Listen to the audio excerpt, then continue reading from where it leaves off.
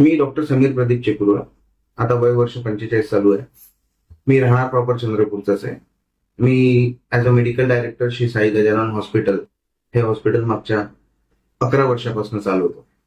माझं शिक्षण मुंबईला झालं असून, उच्च शिक्षणही मुंबईला झालं असून, त्याच्यानंतर मी अकोला, सांगली, सोलापूरला ऑर्थोपेडिक मध्ये as a lecturer, senior resident म्हणून काम केलेलं आणि 2011 मध्ये चंद्रपुरात स्वतःची प्रॅक्टिस चालू केली.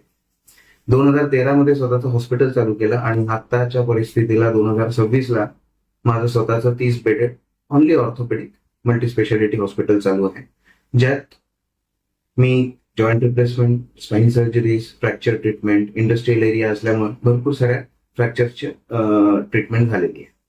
2 नोव्हेंबर 2011 मध्ये सगळ्यात पहिलं नी रिप्लेसमेंट चंद्रपुरात हे माझ्या हातनं घडलेलं आहे आणि आजपर्यंत कमीत कमी 500+ नी आणि हिप रिप्लेसमेंट सर्जरीज माझ्या हातनं झालेल्या आहेत.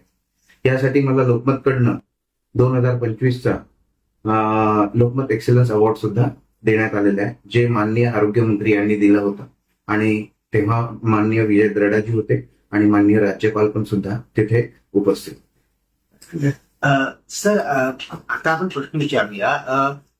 जशा प्रकारे हवामानामध्ये बदल होतो तशा प्रकारे हाडांची दुखणे वाढतात, वेगवेगळ्या प्रकारची ऑर्थोपेडिक प्रॉब्लेम्स वाढतात.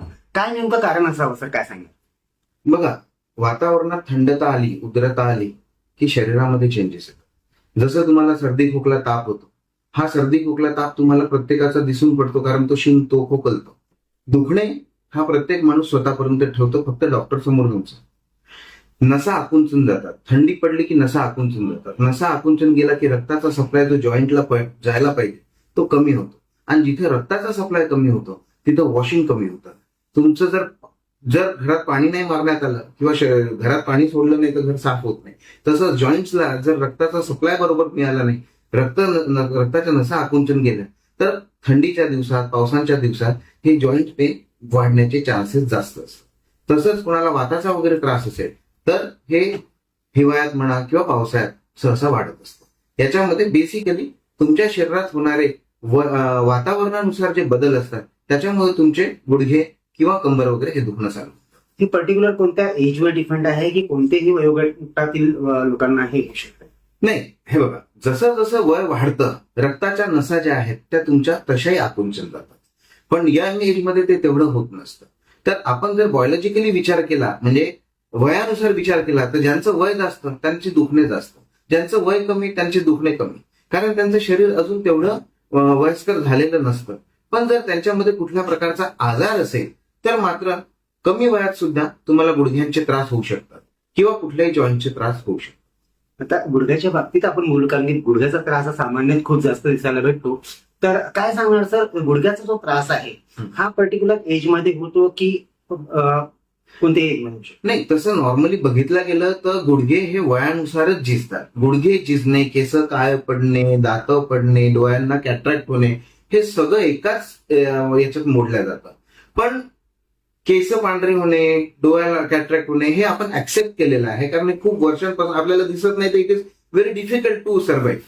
पण दुखणं आपण दुखण्याची मेडिसिन घेऊन आपण समोर ढकलू शकतो. पण आता सायन्स ऍडव्हान्स झाल्यामुळे, तुमची लाईफस्टाईल चांगली झाल्यामुळे, तुमची लाईफ एक्सपेक्टन्सी वाढल्यामुळे तुम्हाला दुखणं पाहिजे नसतं. आज कोविड नंतर प्रत्येक माणसाला वाटतं की आपण जेवढं जगतोय ते चांगलं जगलं पाहिजे. मग ते चांगल्या जगण्यामध्ये फिरणंही आलं, बाहेर जाणंही आलं. त्या गोष्टींसाठी जर तुम्हाला पायांची मदत लागत असेल तर मग जेव्हा तुमचे गुडघे दुखतात तर तुम्हाला आज हे रिप्लेसमेंट का बरं एवढं वरती आलेलं आहे? कारण आज लोकांची जगायची इच्छाच नाही तर जगायची लाईफस्टाईल जी आहे ती बदललेली आहे. Everybody wants their life to be pain free आणि त्यात हे गुडघे मोडल्या जातात. ह्याच्यामुळे नी रिप्लेसमेंट जे बूम झालेला आहे याच्यासाठी झालेला आहे की आणि एक पर्टिक्युलर वयोगट आज त्या वयाला आलेला आहे की त्यांचे गुडघे बदलायची गरज पडलेली आहे. आणि या मागच्या 15-20 वर्षापासून नी रिप्लेसमेंटमध्ये इतके ऍडव्हान्स आलेले आहे की ऑपरेशन केल्यावर दुसऱ्या तिसऱ्या दिवशी आपण पेशंटला चालवतो, चौथ्या दिवशी पेशंट घरी जातो. त्याच्यामुळे त्यांची लाईफ इतकी कम्फर्टेबल झाली आहे की लोकांनाही आजकाल जॉईंट रिप्लेसमेंट करून घेणे आणि स्वतःच्या आयुष्यात एक बदल आणणे हे खूप महत्वाचं झालेलं आहे. जॉईंट मध्ये बिघाड आला याचे प्रमुख लक्षण जर बघायचं असले तर काय काय असतं? पेन तर होतच, पेन एक लक्षण आहे, पण या व्यतिरिक्त आणखी कोणकोणते लक्षण दिसतात. सांध्याला सूज येणे, सांध्यामध्ये कटकट आवाज येणे, खूप जास्त चालू न शकणे, मांडी घालून बसताना त्रास होणे, पायऱ्या चढता उतरताना त्रास होणे, हे प्रामुख्याने आपण बघतो.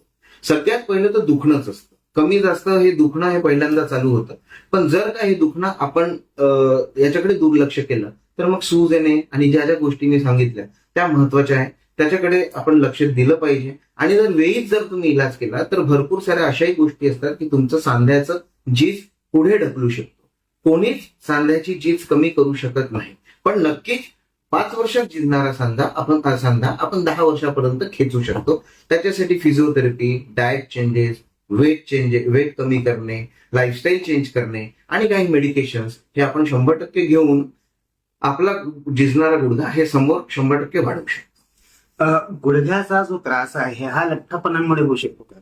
ऑफकोर्स लठ्ठपणामुळे ऑलमोस्ट शरीरात सगळेच बदल येतात आणि तुमचा लठ्ठपणा घेणारा शरीराचा गुडघे जे आहे प्रामुख्याने तुमचं शरीराचं पूर्ण वजन घेतात. आणि वजन जितकं जास्त तितकं गुडघ्याच्या आतली गादी जी आहे ती जीर्ण होत जाते. तर जे गुडघे 60 कमी खराब व्हायला पाहिजे किंवा 65 मध्ये खराब व्हायला पाहिजे त्यांची लक्षणं 50-55 मध्ये सुद्धा दिसणं चालू होतात, जे लोक ओव्हरवेट असतात. आता आपण विचार करू, आपण बोलता बोलता बोलले की जर दुखणं झालं तर याच्याकडे दुर्लक्ष न करता, तर मी हे म्हणेन की लोक आज निग्लिजन्स खूप जास्त आहे. जर थोडा पेन झाला तर ओव्हर द काउंटर मेडिसिन घेऊन, पेन किलर घेऊन ते थोड्या वेळापुरती काही ते जे पेन आहे ते कमी करून देतात. हे कितपत बरं वाटतं, म्हणजे कितपत काय नाही बघा, आपल्या भारतीय याच्यात जे आहे म्हणजे ओव्हर द काउंटर मेडिकेशन्समुळे प्रत्येकाची हे नसते की पहिल्याच खेपेला डॉक्टरला दाखवायची. आणि आपल्याकडे डॉक्टर म्हणजे नुसतं ॲलोपॅथिक नाहीये, आयुर्वेदिक आहे, नॅचरोपॅथी आहे, होमिओपॅथी आहे. तर प्रत्येक माणूस जो आहे तो पहिले सगळ्यात जवळचा फॅमिली डॉक्टर जो आहे त्यांना कन्सल्ट करतो. तिथे कन्सल्ट केल्यानंतर काही काळ तो त्यांच्याच मेडिसिन्स घेत राहतो. मग त्यांच्याच मेडिसिन तो ओव्हर द काउंटर फक्त मेडिकल मधनं घेत राहतो. आणि या प्रत्येक मेडिसिन मध्ये पेन किलर सोडून काहीच नसतं. पण जेव्हा आमच्यापर्यंत तो पेशंट येतो, 3-4 वर्ष गेलेले असतात, तेव्हाच आपण जर त्याला एक ऑर्थोपेडिक सर्जन किंवा एक ॲलोपॅथिक सर्जन किंवा कुठल्याही एक जर त्या स्पेशालिस्ट डॉक्टरला दाखवलं तर त्यांच्या ज्या मेडिकेशन्स आहेत त्या अशा प्रकारे चालू होतात की नुसतं पेन किलरच नाही तर त्या गुडघ्याला ताकद देणाऱ्या ज्या मेडिसिन्स आहेत त्या पण आपण चालू करू शकतो. तर हा एक मोठा बॅकलॉग पडतो जेव्हा आपण दुखणं चालू होतं आणि स्टार्टिंगला फक्त जीपीजला भेटतो किंवा जवळच्या डॉक्टरना. ते चुकले नसतात, पण त्यांचा आणि आमचा पाहण्याचा जो नजरिया आहे तो वेगळा असतो. ते फक्त दुखणं कमी करायसाठी काम करतात. आम्ही पुढे दुखणं होऊ नये किंवा गुडघ्यांची झीज परत थांबून राहील किंवा मग त्याला थोडं समोर ढकलता येईल याच्यावरही काम. आता मी बोलेल की गुडघ्याचा जो ट्रीटमेंटचा जो भाग आहे याच्याकडे आपण बोलूया. ट्रीटमेंटमध्ये नेमकं ट्रीटमेंटची सुरुवात कशा प्रकारची आहे? लोकांमध्ये एक अशी मानसिकता झाली आहे की गुडघ्याला त्रास झाला की नी रिप्लेसमेंट करावं लागतं. तर या अगोदरची कोणकोणती ट्रीटमेंट आहे, नी रिप्लेस करायची गरज पडणार नाही आणि गुडघे बरे राहतात त्यासाठी? हे बघा, रोजच्या दैनंदिन ओपीडी मध्ये जर माझ्याकडे 30 ते 40 पेशंट गुडघ्यांचे दुखण्याचे येत असतील तर त्याच्यापैकी फक्त 3 ते 4 पेशंटला आम्ही नी रिप्लेसमेंट सांगत असतो. प्रत्येकच गुडघ्याच्या दुखण्याला नी रिप्लेसमेंट हा ऑप्शन नसतो. ज्यांचे गुडघे कमीत कमी 5-7 वर्षापासून मेडिसिन्स घेऊन सुद्धा दुखतच आहे आणि गुडघ्यांची ग्रेड 6 ऑस्टिओआर्थरायटिस झालेली आहे, ज्यात पूर्ण गादी जीर्ण झालेली आहे आणि आता हाडं ठेचायला लागलेले आहे, गुडघ्यांचे शेप चेंज व्हायला लागलेले आहे आणि जिथं मेडिसिन्स आता काम करत नाहीये तिथे आपण नी रिप्लेसमेंट हे ऑप्शन निवडत असतो. पण या स्टेजला यायच्या अगोदर जर पेशंट आपल्याला भेटला तर फिजिओथेरपी, ओरल मेडिकेशन्स, काही इंजेक्शन्स असतात. आजकाल स्टेम सेल थेरपी निघाली आहे पण ते लिटरेचर खूप जास्त त्याला सजेस्ट करत नाही.